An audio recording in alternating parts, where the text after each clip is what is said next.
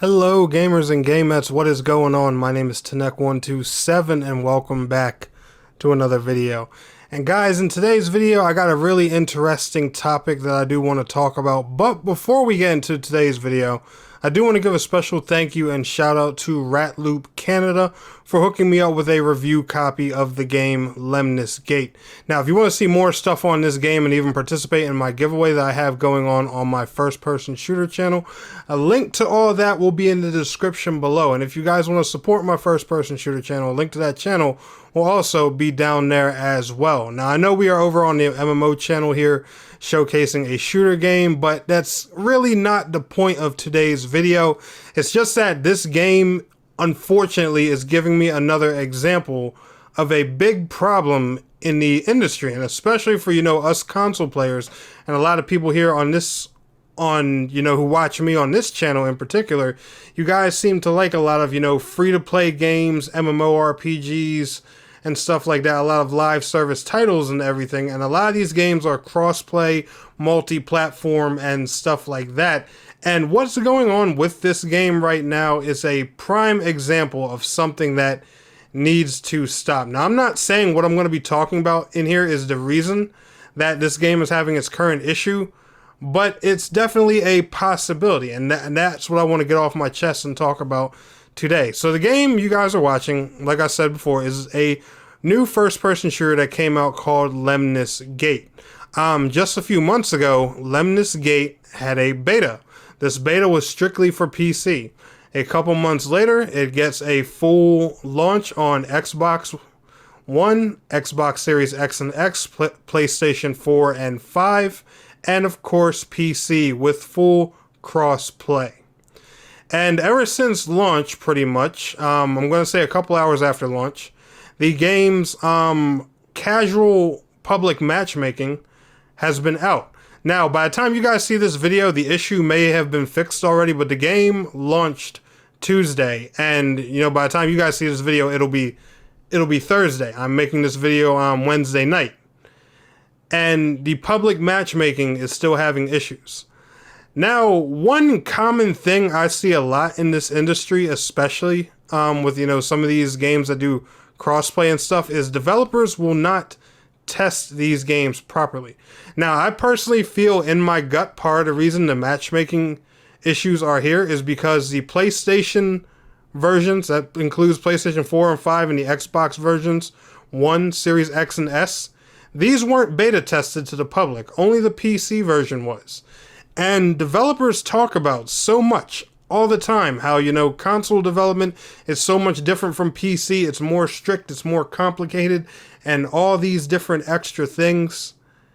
Yet, for some odd reason, whenever there's a cross-play or cross-platform game, they feel the need to only test the PC version with the public. It doesn't happen all the time, but it happens a lot.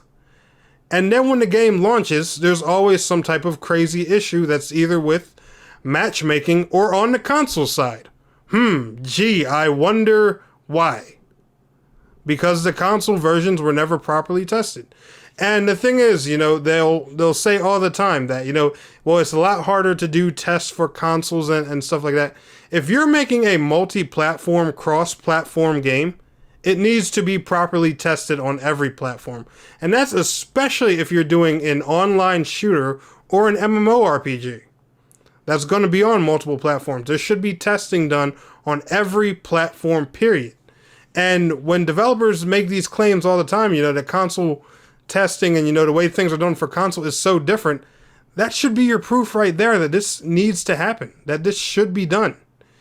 And I can't understand for the life of me why developers continue to go down this path, with games all the time.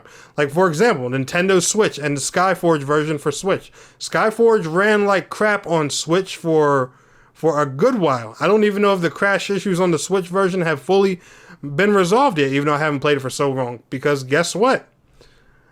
My.com said, hey, it was too difficult to get a proper beta test on Switch.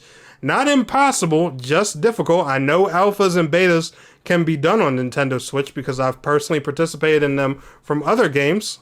Cough, cough, like Rogue Company, for example. They never did. They never gave the game public testing, and look what happened. Same thing when Skyforge launched on PlayStation and Xbox. It never got proper public testing, and it had launch issues. The only version that ever got proper beta and alpha testing was the PC, and guess what? When the PC launch happened for Skyforge, besides game changes, most of it ran just fine.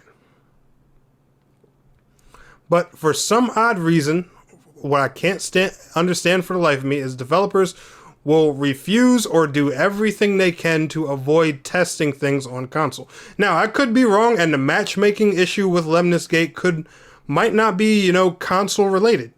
Which, you know, if it's not, hey, then that's fine, you know. But still, this is just one example of many of where a game was not tested for console, and then when it launches, you know, on those console platforms or with crossplay in mind, one platform out of 3 or 4 is the only one working right, and that's the platform that was publicly tested. Now, I'm not going to sit here and act like I'm a game developer. You know, I'm not going to sit here and act like I know how much it costs and everything like that to get testing done, or how complicated console testing is. I get it, you know. I know it's complicated. I know it's difficult, but there are studios that do it. Like Call of Duty and Battlefield, for example. They know for a fact their game needs to be properly tested on all platforms. So guess what they do? They test it on all platforms. Even developers that make games for mobile, and mobile is supposedly the easiest platform to develop for, they even do testing on it.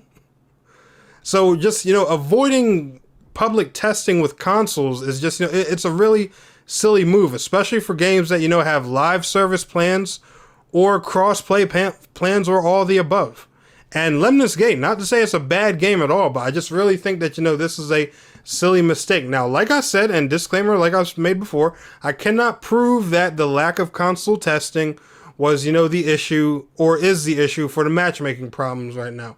But I'm just thinking about it, and, you know, and I put 2 and 2 together, and, you know, I've been looking forward to this game since last year, and when I finally go and want to make coverage on the game and stuff like that, I'm plagued by a simple flag like this.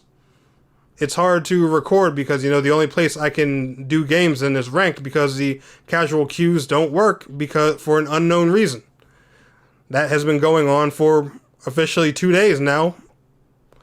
So I don't know. I just think that's, you know, a little weird, and I really hope that, you know, developers try to change this and work on getting games tested on multiple platforms more often. I really think this is something that needs to change, and I think it's a really silly mistake that developers are making in this industry. I get it.